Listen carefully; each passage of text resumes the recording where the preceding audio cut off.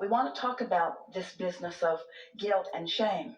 We want to talk about you caring about what other people think. We want you to reintroduce yourself to your own guidance system where, in connection with that, you will never feel guilt or shame. You will only feel empowerment and enthusiasm and love and appreciation.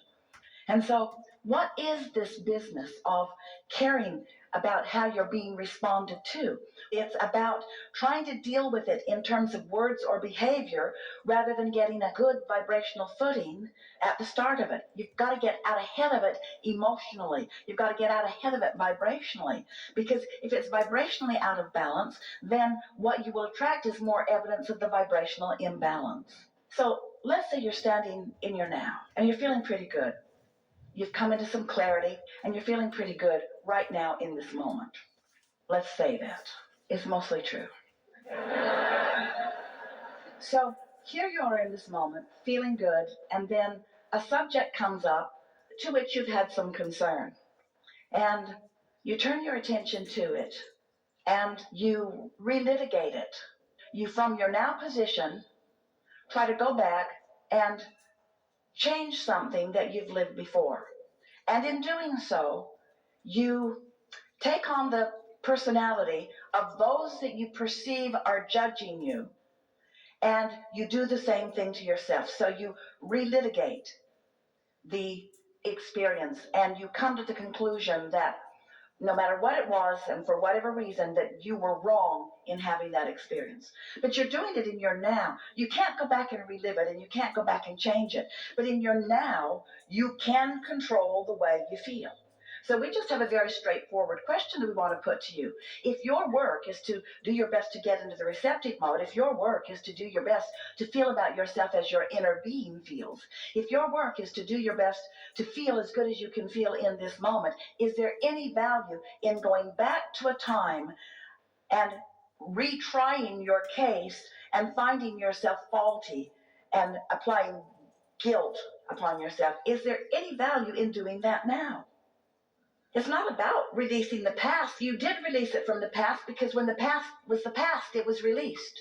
But this is the present, and you've dragged something from the past that you don't want into the present. It's about focusing in the present. It's about, in the present, aligning with who you are. Esther had an experience where something happened and some people were unhappy with her, and now she's living the ramifications of their unhappiness. And for just a moment, she was saying things like, I should have just done such and such. And then that led to a little bit to and before that I should have done that.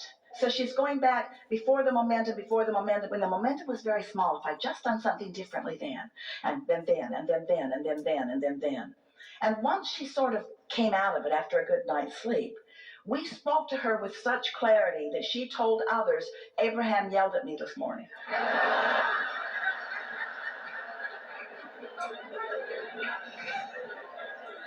And what we said to Esther is, line up with what you know to be the truth of this situation. Line up with it as you mean for it to be. Don't water yourself down by trying to see someone else's point of view that you can never see. Stand in your knowing of what you know and line up with what you know to be. Now, what we really mean by that is stand up with the goodness that your inner being knows that you are. Stand up with the clarity that your inner being knows that you are. Stand with that knowing of who you are, and do not allow yourself to take on any garbage that anybody else from their inferior feeling, insignificant, vulnerable feeling selves that have been shining on you. Don't take that stuff on. Many of them mean well. Some of them don't, but most of them mean well. But whatever, most of them are not practiced in what they're thinking. If everyone around you was really good at paying attention to what they're thinking about, you would feel so good about yourselves, every one of you would. If every one of you were surrounded by others who were tuned in, tapped in, turned on, who were in love with life and in love with you, you would feel so radiant and so beautiful and so wonderful about yourself because you'd be getting it from them. But you're looking for love in all the wrong places. Don't look at it from them. They're not practiced and they're not good at it. And they don't care about you the way you think that they should. It's not their job to love you into alignment. They're not going to do it. And when you're looking for others' approval to love you into alignment, you're going to come up short every single time. But when you're feeling for the thought about them or about yourself or about anything that is in concert with that way your inner being feels about it, so that you're now in alignment with who you really are. Now as you stand in your now, sure, there's all kinds of stuff you've lived that maybe if you were living it again now, you'd live it differently. But so what, so what, so what? None of that makes any difference. You can't get it wrong and you'll never get it done. And the reason you can't get it wrong is because it's never done. You're always standing in a new and powerful now, and your inner being is always adoring you and knowing what you want and what the path of least resistance is for you to get from where you are to where you want to be. Your empowerment is a self-assigned experience, and you find it one good feeling thought at a time, one good feeling thought at a time, one good feeling thought at a time. And you will never get to who you are and to who you mean to be by regretting anything that you've ever experienced. You can't even remember what the particulars were of the incident when it came up. You don't even know what the energy dynamics of it were. You cannot, from your now, even remember what the momentum factors of energy moving were about. You've got to let the past go. You've got to let it be what it was for. What it was for was to fill your vortex full of who you really are. And now your purpose is singular. Line up with who you really are, you see. And when you do, you will discover the passion that the source within you has for all sorts of things that you have been assigning as inappropriate because you've been guided by so many others who don't want you to follow your own passion. They want you to follow their path. They want you to be a slave to what they want. Sometimes they mean it, sometimes they don't even know what they mean. But most people are very sloppy in their thinking, and you cannot be if you want to live happily ever after. You've got to think with precision by caring about how you feel. And then it doesn't take long before the momentum of your thoughts carries you into predominantly good feeling moment after good feeling moment after good feeling moment after good feeling moment. It's the way it's supposed to be for you. It's who you are. It's what's in your vortex. It's what your inner being is guiding you to. Just be playful about it. Do you feel like you could more easily let your past go now than maybe before?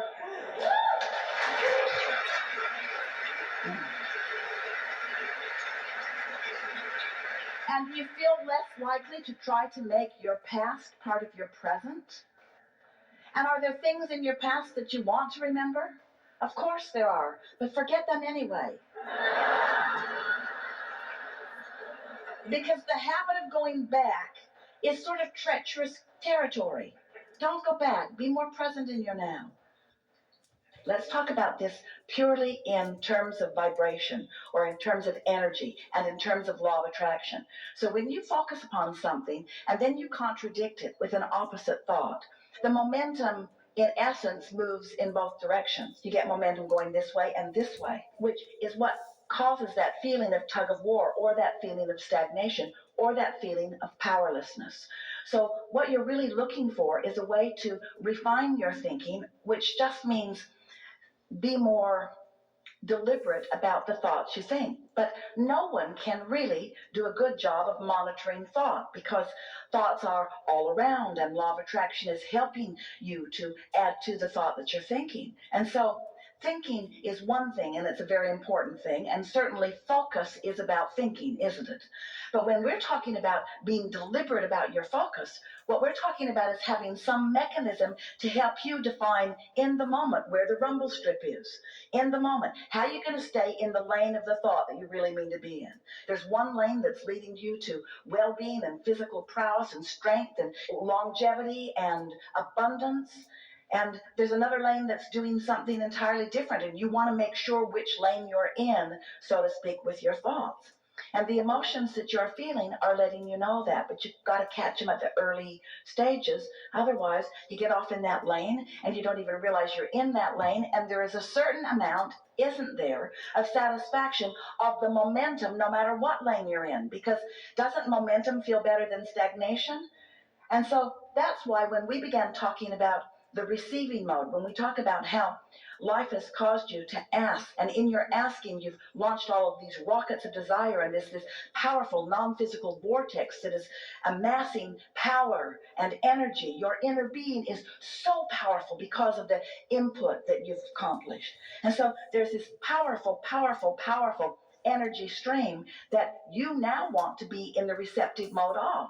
But if you're not in the receptive mode of your vortex, if you're not in the receptive mode of who you really are and what you've really been asking about, if instead you're feeling sort of vulnerable, so you're in the receptive mode of something that doesn't feel so good, momentum still follows that vibration because you get what you think about, and the thoughts will continue to get bigger anyway. So sometimes what happens is you have a misunderstanding. You think that because there is momentum, that then the universe is helping you out in some powerful way. Well, the universe is always helping you out in the sense that it is yielding to you more thoughts like the ones you're thinking, and more experiences that back up the thoughts that you've been thinking, and more thoughts that back those up, and more amassing of people around you that support the thought. Esther argued with us about that a little bit in the beginning. She said, but Abraham, it's true. And we said, everything's true that you give your attention to. You make it true. You focus upon it, and law of attraction backs up that chronic thought with things that match it. So everything can be true that you think about. You've just got to decide, how does it feel as it begins coming? And this is what we want all of you to walk away from this gathering with on this day.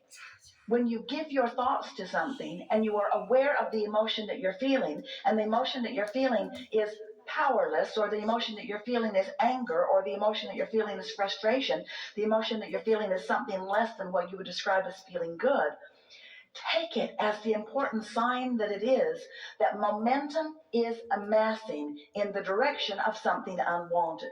And if you don't bring your emotions in check, which means your emotions are responding to your thoughts. So if you don't refocus your thoughts into a way that they feel better to you, then momentum is going to be the way that it goes. Now, fortunately, all of you go to sleep at night. And when you sleep, that momentum stops.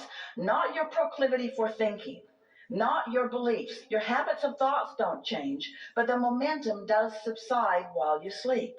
So when you wake up in the morning, you have the best opportunity of redirecting your thought and getting a little momentum going towards something that you are wanting. There is no reason ever for you to feel less than powerful, because you have a source energy and an inner being who knows you, who knows everything that you want, who knows what's in your vortex, who has orchestrated all kinds of circumstances and events and culminations and rendezvous, and is knowing where you stand in relationship to every one of them, and, this is most important, knows what your path of least resistance